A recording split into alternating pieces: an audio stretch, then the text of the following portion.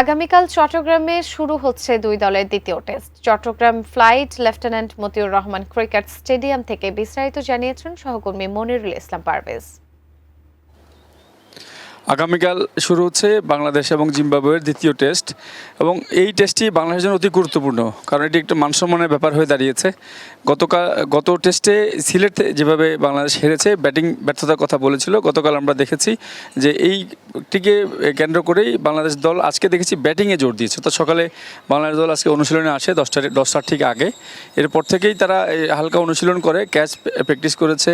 এরপরে শারীরিক অনুশীলন শেষে এখন দেখছি আমরা মূল যে ব্যাটিং, অর্থাৎ যে ব্যর্থতায় বাংলাদেশ সিলেটে হেরে গিয়েছিল, সেই ব্যাটিংটিকে গুরুত্ব দিয়ে তারা ব্যাটিংটি বেশি করে করছে। অর্থাৎ আমরা সকাল থেকেই দেখেছি যে এখানকার প্রত্যেকটি প্লেয়ারকেই ব্যাটিংয়ে জোর দেওয়া হচ্ছে, যাতে ব্যাটসম্যানরা ভালো রান পেলে হয়তো এই টেস্টটি বাংলাদেশ সম্মানের সাথে ওভারকাম করতে পারবে। হয়তো এটি যদি জিতে যায় তাহলে সেই যে হারের যে লজ্জা, সেখান থেকে বাংলাদেশ একটু সেই লজ্জাটি ওভারকাম করতে পারবে। এবং সবার একটি প্রত্যাশা, এটি চট্টগ্রামের এই স্টেডিয়ামটি বরাবরই আমরা দেখেছি যে একটি ব্যাটিং সহায়ক উইকেট হয়ে থাকে, সাধারণত ভালো রানই হয়ে থাকে এখানে।